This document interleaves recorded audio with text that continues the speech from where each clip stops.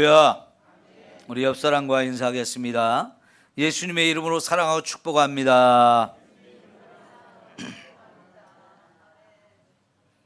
지난주까지 우리가 마태복음의 말씀을 보았고요. 오늘부터 이제 빌립보서의 말씀을 보게 되어지는데, 이 빌립보 교회는 참 멋지고 아름다운 교회입니다. 사도 바울이요, 4장 1절에 보면 이 빌립보 교회를 어떻게 생각하고 있는지가 보여지는데요. 4장을 한번 찾아볼까요? 그러므로 나의 사랑하고 사모하는 형제들, 나의 기쁨이요 면류관인 사랑하는 자들아. 빌립보 교회를 이렇게 표현하고 있어요. 나의 사랑하고 사모하는 형제들, 나의 기쁨이요 면류관인 자들아. 얼마나 사도 바울이 빌립보 교회를 자랑스러워하고 또 너무나 멋진 교회로 생각하고 있는지를 볼 수 있는 모습인데요. 이렇게 멋지고 아름다운 교회에 보낸 편지를 우리가 함께 살펴보면서 빌립보 교회의 그 멋지고 아름다운 모습들을 더 구체적으로 우리가 찾아 또 느끼면서 이 교회와 오늘 우리 삼성교회를 좀 같이 비교도 해보다 보면 여러분, 우리 교회의 현재 모습이 어떤 모습일까 진단이 되어지지 않겠습니까? 사람도요, 어렸을 때 성장 배경과 과정이 너무너무 중요하다고 그러죠. 어렸을 때 무엇을 보고 무엇을 경험했느냐에 따라서 그 사람의 성품, 그 사람의 인격이 상당히 많은 부분이 결정이 됩니다. 때로는 어렸을 때 많은 사람들이 특별히 부모로부터 상처를 받기도 하고, 그 상처가 어른이 될 때까지 치유가 안 돼서 어른이 돼서도 그것 때문에 괴로워하고 힘들어하는 경우도 상당히 많이 볼 수 있어요. 그래서 그 사람을 알려면 그 사람의 성장 배경과 과정을, 그리고 그 부모들에 대해서까지 이렇게 잘 살펴봐야 그 사람에 대해서 많은 부분을 알 수 있게 되어지는데요. 사람만 그런 게 아니고 교회도 그런 것 같아요. 제가 이렇게 목회를 하면서 여러 교회에서 목회해 본 경험들이 있는데, 교회들마다 분위기가 다 달라요. 근데 그런 분위기는 하루아침에 만들어지는 게 아니고요.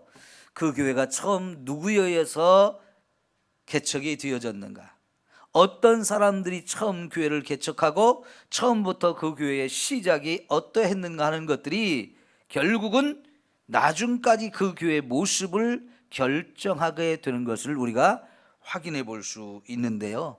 그런 면에서 여러분, 우리 교회도 한 60년 이제 되었습니다마는 이 60년의 역사가 그냥 이루어진 게 아니고 그 과정 속에 수많은 일들이 있었고, 그것들이 모여져서 오늘 우리 교회의 모습을 형성하고 있는데, 지금 우리 교회의 모습과 빌립보 교회를 이렇게 서로 대조해서 보다 보면 우리의 문제가 진단이 되어져요. 우리의 현재 모습이 가장 아름답고 좋은 모습이면 좋겠지만, 빌립보 교회만큼 이렇게 좋은 교회가 못 된다면 그 문제가 무엇이고 원인이 무엇이고 어떤 부분이 문제가 있는지를 우리가 찾으면 이 부분도 잘 치유가 되고 회복되어질 수 있을 줄 믿습니다.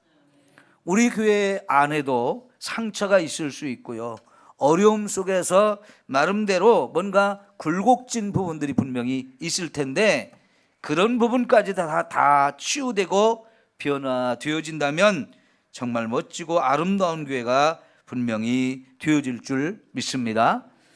여러분, 바울이 개척한 교회가 많아요. 바울에 의해서 개척된 여러 교회 가운데서도 바울이 가장 애착이 가는 교회, 가장 자랑스러운 교회가 아마 이 빌립보 교회가 아니었을까 하는 생각이 듭니다. 오늘 그 1장의 3절 4절도 잠깐 봅시다. 내가 너희를 생각할 때마다 나의 하나님께 어떻게 한다고요? 감사한다 했고, 또 4절에 보면 간구할 때마다 너희 무리를 위하여 어떻게 기도해요? 기쁨으로 기도한다. 생각하면 생각할수록 이 빌립보 교회는 바울의 감사하는 마음을 자꾸 불러일으키는 교회였고요. 바울이 이 빌립보 교회를 항상 기도하는데 기도할 때마다 근심과 걱정으로 기도하는 게 아니고 기쁨을 가지고 기도할 수 있게 되었다는 거예요. 여러분, 어떻게 하면 이렇게 좋은 교회가 될 수 있을까? 상당히 우리가 궁금증을 가지고 이 빌립보 교회를 함께 살펴보면서 우리가 함께 계속해서 은혜 받는 시간이 되었으면 좋겠는데요.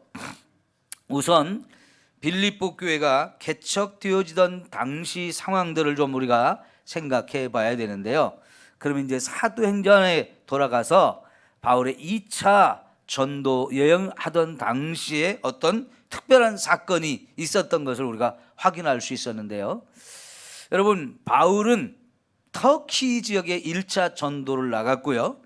2차 전도를 갈 때는 1차적으로 전도한 것을 먼저 쭉 살펴본 다음에, 그래서 이제 바울의 계획이 뭐였느냐면 이제 터키의 중남부 지역을 1차 전도 지역이었거든요. 거기를 한번 다 살펴본 다음에 이제는 북쪽을 돌아보면서 동쪽으로 가면서 계속 전도하고자 하는 계획을 세웠어요. 그래서 1차 전도한 지역을 다 살펴본 다음에 이제 북쪽으로 동쪽으로 이렇게 가려고 하는데 자꾸만 이상하게 길이 막히는 거예요. 그래서 왜 이럴까?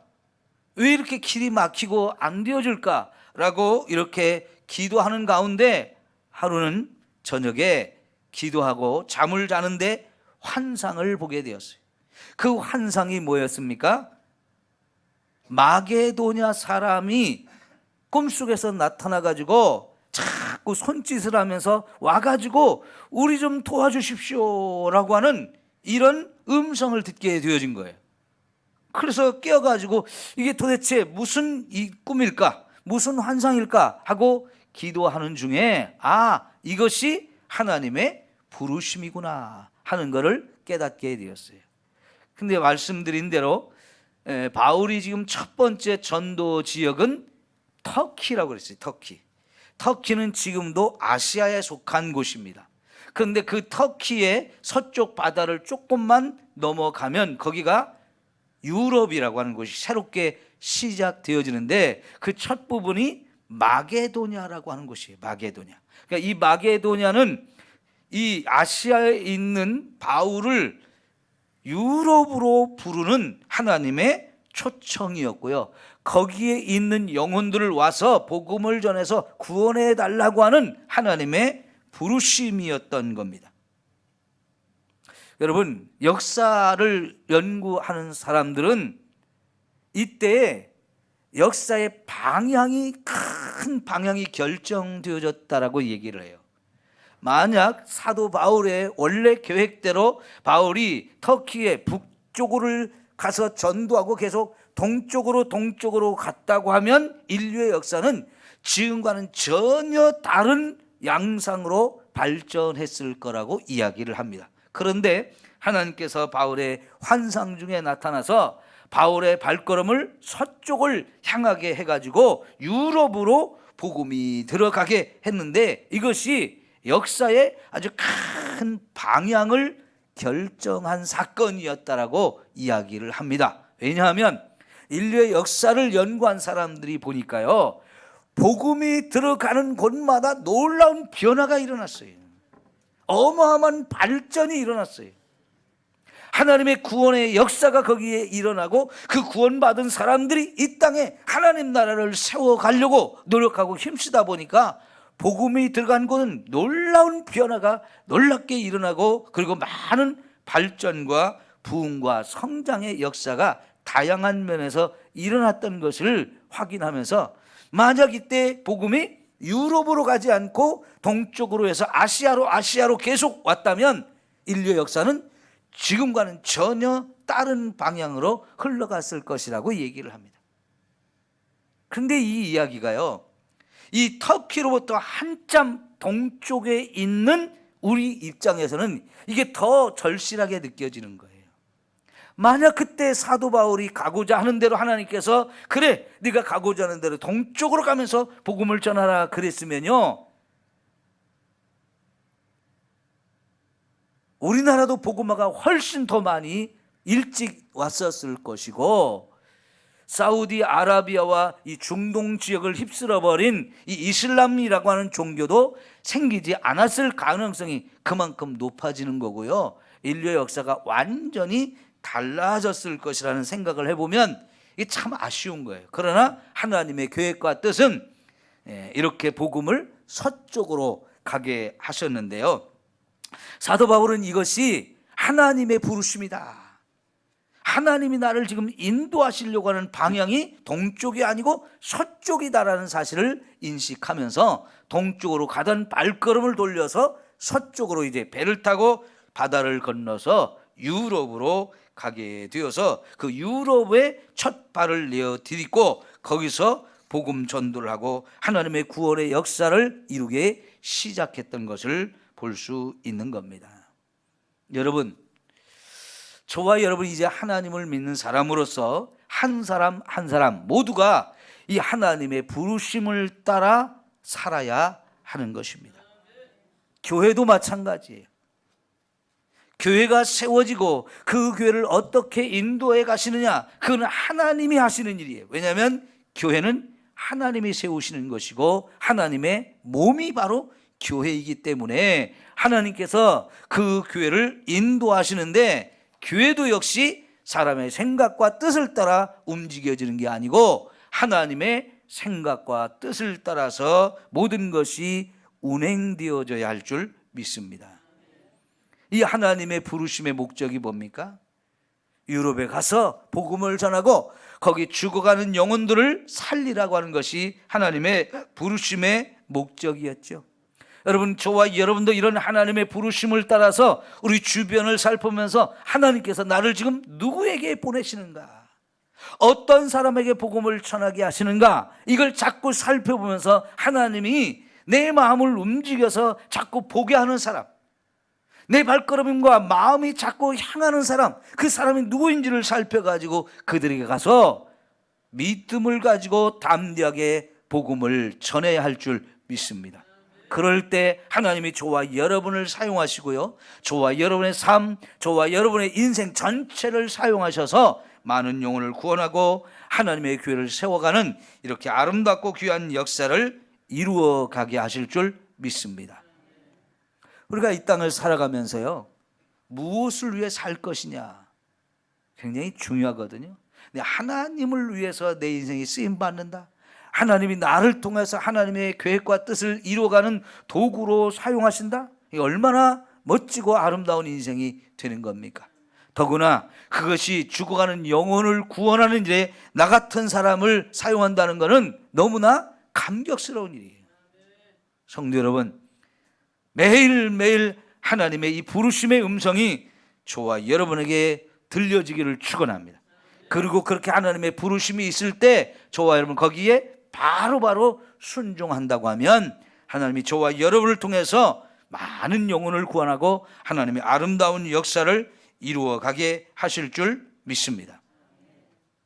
우리 두 번째 우리가 살펴볼 것은요, 이 빌립보 교회는요 특별한 의미가 있는 교회예요. 어떤 의미가 있느냐, 첫째는 유럽 땅이라고 하는 어마어마한 대륙이 있지 않습니까? 그 유럽 땅의 첫 번째 복음이 선포된 곳이라, 유럽의 첫 번째 교회. 두 번째는 그 유럽의 첫 번째 교회를 하나님은 놀랍게도 유럽이라고 하는 어마어마한 이 선교지를 선교할 수 있는 선교의 전초기지로 삼아주셨다 하는 겁니다. 사실 바울이 처음부터 그런 비전과 목적을 가지고 유럽으로 간 것은 아니에요. 마게도냐 사람 한 사람이 나타나서 꿈속에서 자꾸 우리를 와서 좀 도와달라고 하는 그 환상을 보고, 아, 이것이 하나님의 인도하심인가 보다 하고 거기에 순종하고 갔더니 결과적으로 보니까 이게 유럽의 첫 번째 교회였고, 그 교회가 유럽의 복음을 전하는 출발점이 되게 하고 유럽 전역에 복음을 전하는 데 있어서 전초기지의 역할을 할 수 있게 하셨다는 거예요. 그러니까 하나님의 계획과 뜻은요, 바울의 생각하지 못했던 것 이상으로 더 크고 놀랍고 엄청났던 것을 우리는 볼 수 있어요. 사실 바울이 그렇게 하나님의 부르심을 받고 빌립보에 가서 복음을 전했지만 하나님께서는 바울이 그 빌립보에 오래오래 머무는 것을 허락하지 않았어요. 왜냐하면 그곳에 가면서부터 많은 어려움들이 있었고요, 그 어려움이 결국은 사도 바울로 하여금 다른 데로 또 가게 하는 그런 사건이 되어졌기 때문에 바울이 빌립보에 오래 머물지 못했습니다. 짧은 시간 머물면서 복음을 전했는데 그럼에도 불구하고 이 빌립보 교회가 아주 건강하게 잘 성장했습니다. 이 빌립보라고 하는 지역에 유대인들이 많지 않았어요. 그 얘기는 뭐냐면, 여러분, 유대인들이 그 교회 안에 기초를 놓고 있다면 그들은 구약 성경을 잘 알고 있는 사람들이잖아요. 그러면 그 구약 성경을 기초로 해서 거기서 이제 예수 그리스도의 복음이 증거되기가 훨씬 쉬운데, 사실은 빌립보 교회는 구약 성경을 아는 사람이 거의 없었기 때문에 성경적인 기초도 매우 약했다는 거예요. 그리고 사도 바울이 짧은 기간 머물면서 복음을 전했기 때문에 복음에 대해서 풍성하게 알지 못했습니다. 그럼에도 불구하고 이 교회가 자기들에게 주어진 이 복음을 잘 붙들고 든든하게 세워져 가면서 나중에는 정말 큰 역할을 감당하는 이런 멋진 교회가 되었다 하는 거예요. 사도행전이나 고린도 전서 후서나 그리고 이 빌립보서의 이야기들을 읽어보면 이 빌립보 교회가 바울을 얼마나 잘 섬기고 후원했는지를 우리가 알 수 있는데요, 사도 바울이 이 교회를 이제 떠나서 계속해서 그리스의 남쪽으로 내려가면서 복음을 전했는데, 그때마다 이 빌립보 교회는요 계속해서 선교비를 보내주었다는 거예요.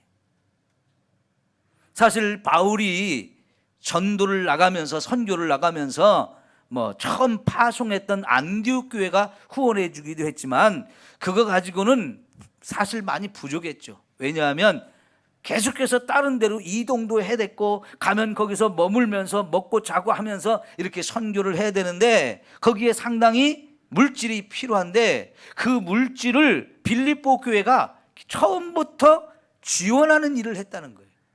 그럼 여러분, 좀 전에 말씀드린 것처럼 세워진 지 얼마 안 되는 교회, 아직 성장도 제대로 하지 못한 교회입니다. 그럼에도 불구하고 사도 바울을 너무나 사랑하고 존경했기 때문에 그가 가는 길에 자기들이 힘이 되어주려고 그들이 필요한 물질들을 뒤에서 뒷받침해 준다는 게 결코 쉬운 일이 아니라는 거, 오늘 저와 여러분 생각해도 대단한 일이지 않습니까? 큰 교회가 그런 일을 한다면 얼마든지 할 수 있다라고 우리가 생각하지만은 이 적은 교회였거든요.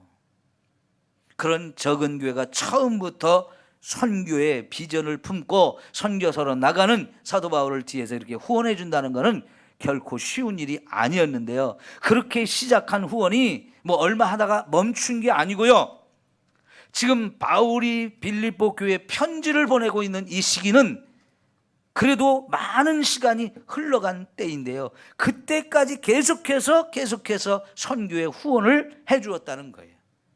뿐만 아니라 지금 바울이 이 편지를 쓸 때는 3차까지 전도여행도 다 마치고 이제 로마로 가서 로마의 감옥에 갇혀 있을 때 그 옥중에서 빌립보 교회에 편지를 썼거든요.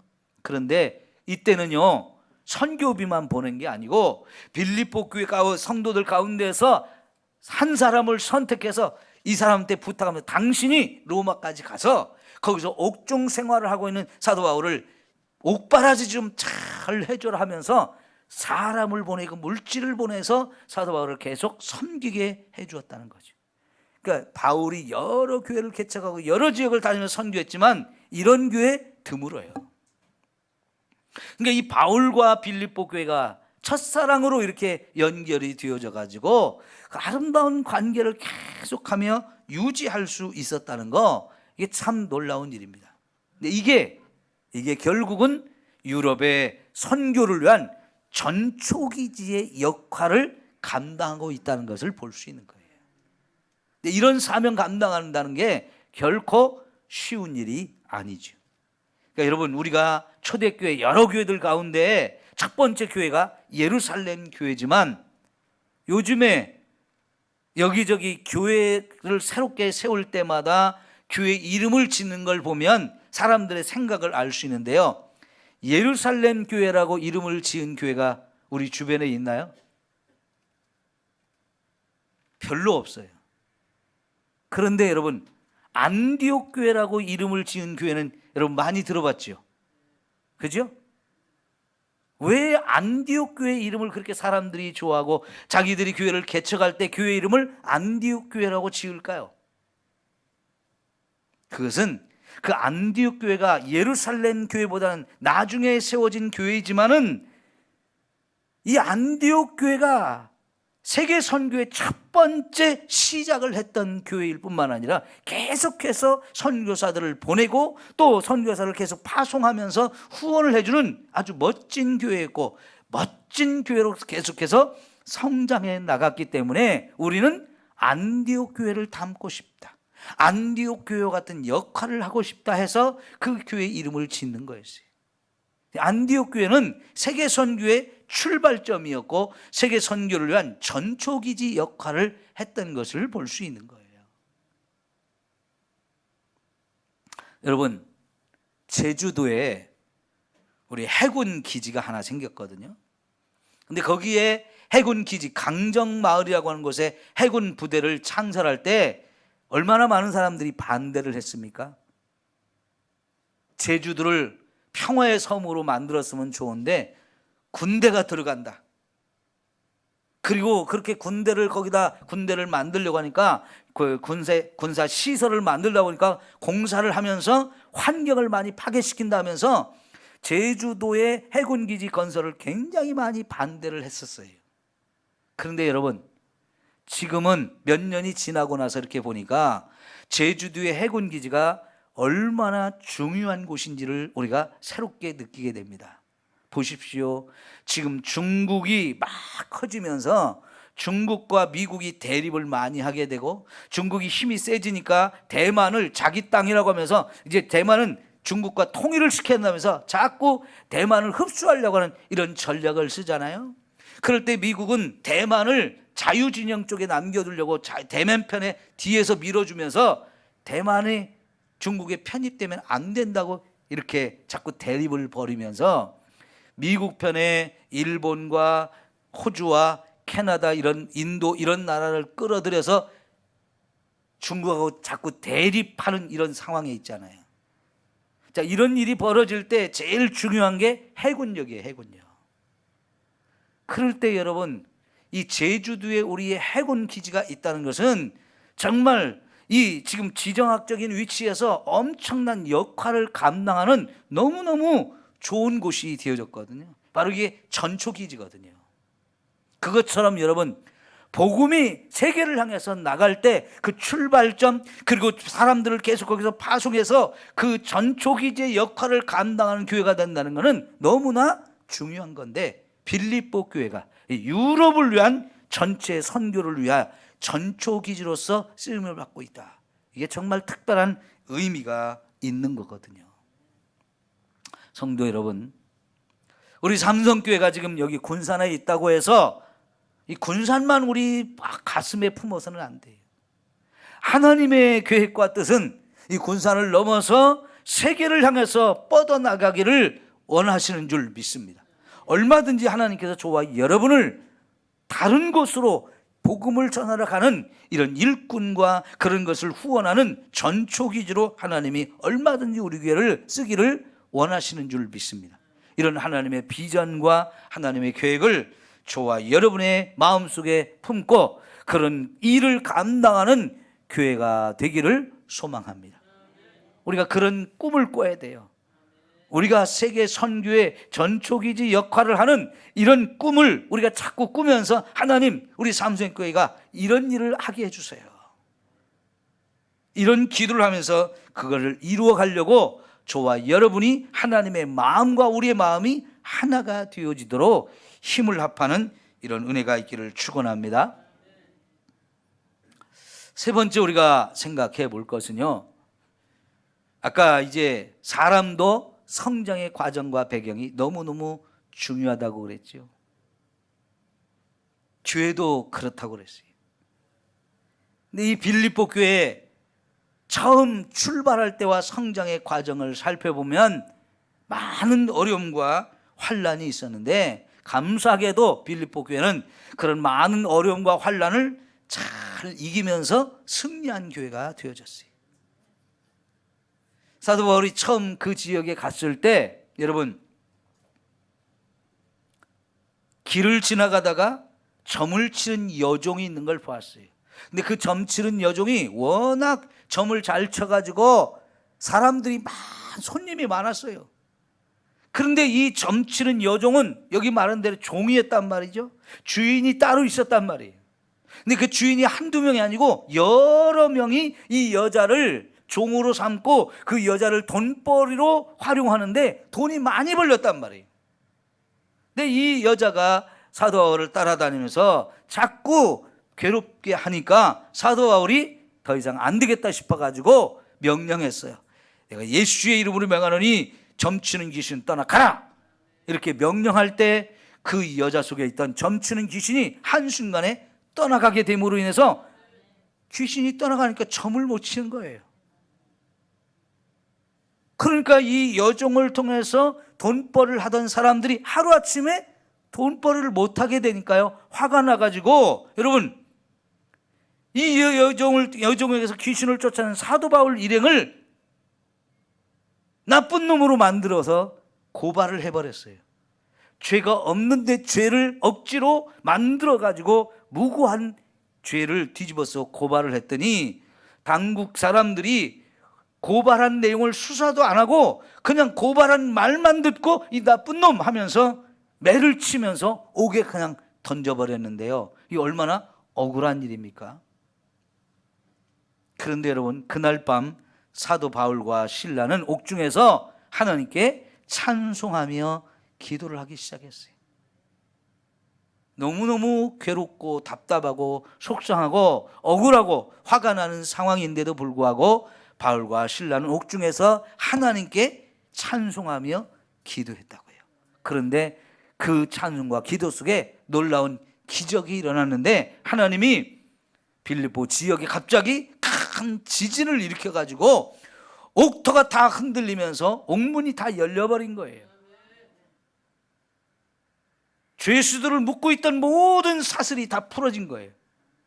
그러니까요, 밤에 갑자기 자다가 잠을 깬 간수들이 옥문이 열린 것도 알고 죄수들을 묶고 있던 모든 사슬이 풀어진 걸 알고는 이거 죄수들이 다 도망갔다, 이거 큰일 났다, 이거 그냥 두면 우리 다 이제 죽는다 하면서 스스로 자결을 하려고 하는데, 놀랍게도요, 죄수들이 하나도 안 도망갔어요. 그게 이상하지 않아요? 옥중에 있는 죄수들은 어떻게 해서든지 탈출하려고 하는데 옥문도 열리고 자기들을 묶고 있는 것도 다 풀어졌는데 왜 도망을 안 가는 거예요? 그게 참 이상한 거예요. 사도 바울이 그때 간수들을 향해서 소리를 칩니다. 여러분, 아무도 도망가지 않았으니까 걱정하지 말고 스스로 죽지 말라고. 그래서 그 일을 기회로 해서 그 옥을 지키는 간수장과 여러 사람들에게 그날 밤 복음을 전했더니 그들이 예수를 믿게 된 거예요. 그렇게 해서 시작된 게 빌립보 교회입니다. 그들은 처음부터 환난을 겪었고 그 환난 속에서도 오히려 하나님을 찬송하고 기도하는 이 바울의 믿음을 본받으면서 그 이후에도 여러분, 그 환난과 고난 때문에 결국은 사도 바울이 더 이상 여기서 전도할 수 없어서 다른 데로 가야 됐지만 남아있는 그 성도들, 복음을 받아들인 지 얼마 되지도 않는 그 성도들이 그 연약한 중에도 이 복음을 잘 붙들고 그 이후에도 여러 이단이 들어오고 많은 핍박이 있었지만 그럼에도 불구하고 그걸 끝까지 잘 견디고 이기고 있는 그런 교회였던 것을 우리가 볼 수 있어요. 여러분 1장 마지막 절 29절 30절을 한번 볼까요? 1장 마지막 절인 29절과 30절입니다. 시작. 그리스도를 위하여 너희에게 은혜를 주신 것은 다만 그를 믿을 뿐 아니라 또한 그를 위하여 고난도 받게 하려 하심이라. 너희에게 그와 같은 싸움이 있으니 너희가 내 안에서 본 바요 이제도 내 안에서 듣는 바니라 그랬습니다. 자, 여러분, 바울이 지금 이 편지를 쓰고 있는 것은 빌립보 교회가 세워진 지 그래도 한 20-30년이 지나간 후의 일이에요. 그런데 여전히 빌립보 교회에게 하나님의 은혜만 주신 것이 아니고 뭐도 줬다고요? 고난도 주었다는 거예요. 지금도 그 고난을 빌립보 교회 성도들이 받고 있다는 겁니다. 그런데 그것은 사도 바울이 빌립보 교회에서 복음을 전할 때도 그런 고난을 보았고요. 사도 바울이 그거를 떠나서 다른 지역에 복음을 전하는 과정에서도 또 다른 많은 고난이 있었던 것을 그들이 다 들었어요.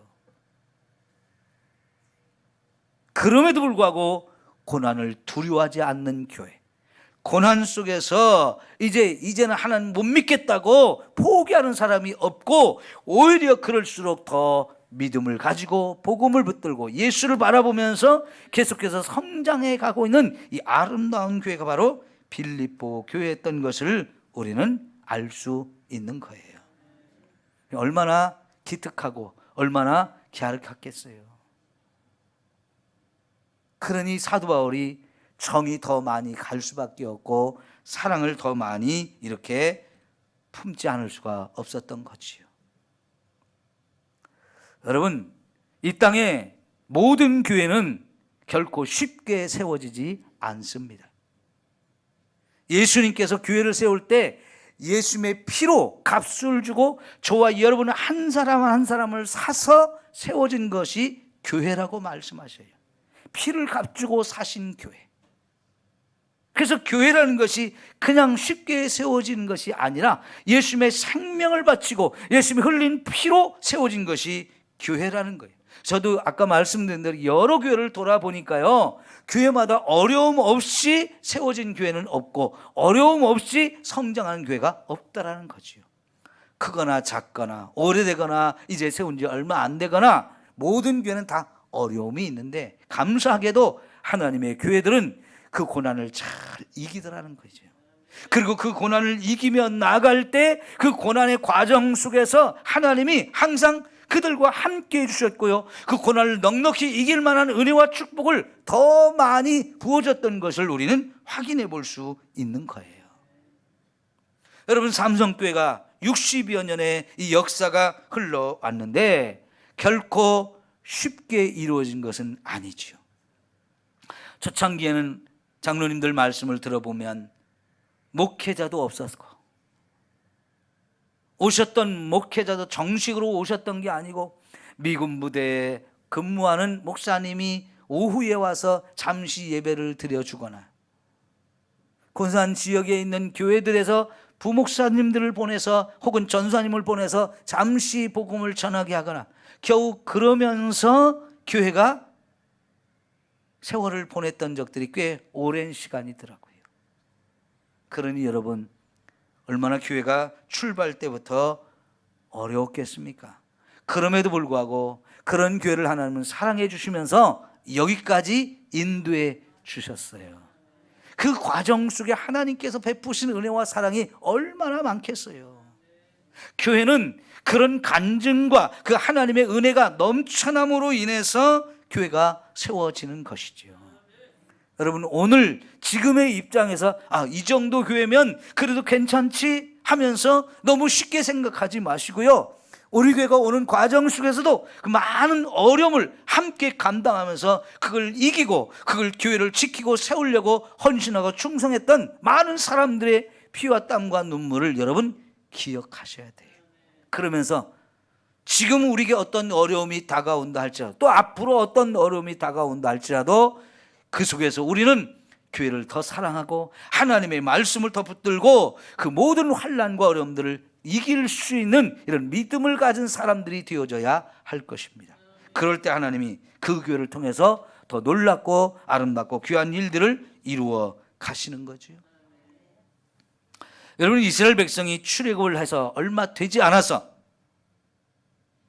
애굽의 왕이 군대를 다시 모으고 뒤를 쫓아왔어요.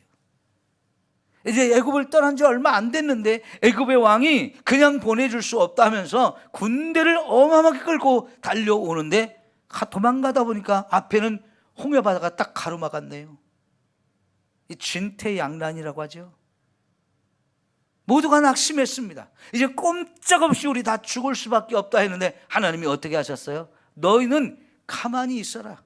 오늘 내가 너희를 위해서 행하시는 큰 일을 보라고 하면서 홍해 바다 가운데 길을 여셔서 이스라엘 백성들 안전하게 하나님이 내신 길로 피난하게 하시고 그 뒤를 쫓아온 애굽의 백성과 왕과 그 군대들을 홍해 바다 가운데 완전히 다 몰살시킨 사건을 우리는 보지 않습니까? 여러분, 하나님이 자기 백성들을 그렇게 사랑하고 그렇게 보호하고 지켜주시며 인도하시는 분이에요. 그런 은혜가 있었기에 모든 교회들은 이 땅에서 역사 가운데 수많은 어려움들을 이기고 여기까지 올 수 있었다 하는 거지요.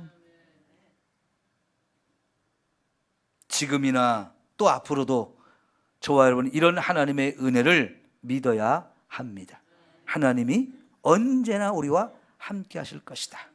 우리가 어떤 고난이 오고 아픔이 와도 그걸 다 견딜 수 있는 충분한 은혜와 축복을 우리에게 주신다 하는 이런 믿음을 가지고 하나님을 신뢰하고 하나님을 바라보아야 하는 것입니다. 자, 이제 여러분 오늘 말씀을 정리해 봅시다. 이 정도 교회라고 하면 빌립보 교회 정말 멋지고 아름다운 교회 맞죠? 그들은요, 사도 바울이 전해준 이 복음을 기초로 해서 그 위에 기둥같이 멋지고 아름다운 교회를 세웠어요. 우리 삼성교회도 앞으로 더 건강한 교회, 더 아름다운 교회, 더 귀한 교회로 세워져 나가기를 위해서 저와 여러분이 함께 힘을 씁시다. 그런 교회의 상을 자꾸 그려보면서 하나님, 우리 교회가 그렇게 하나님에 의해서 아름다운 교회로 세워지게 하옵소서. 내가 그 일에 쓰임받게 하옵소서. 기도하면서 힘을 모을 수 있기를 축원합니다. 여러분, 그들에게 환난이 있고 어려움이 있지만 그것 때문에 두려워하지 않았어요. 그것 때문에 믿음을 포기하지 않았어요. 어떤 환난과 어떤 어려움이 있어도 그걸 끝까지 견디고 하나님 주신 은혜를 힘입어서 승리하는 교회가 되었고, 오히려 바울의 뒤에서 든든하게 배경이 되어지고 뒷받침을 해서 더 많은 지역에 복음을 전하는 선교 전초기지의 역할을 감당하게 되었거든요. 우리 삼성교회가 앞으로 이런 멋지고 아름다운 교회로 성장하기를 소망합니다. 그래서 여러분, 이 빌립보서를 계속해서 보는 동안에 이 빌립보 교회를 자꾸 본받으려고 하는 마음을 가지십시오. 우리 교회도 빌립보 교회보다 더 멋지고 아름다운 교회가 되게 해주세요. 그래서 그런 사명을 함께 감당하는 교회가 되게 하옵소서. 끊임없이 같이 기도하고 함께 헌신하고 충성해서 이런 교회가 세워지기를 축원합니다. 기도합니다.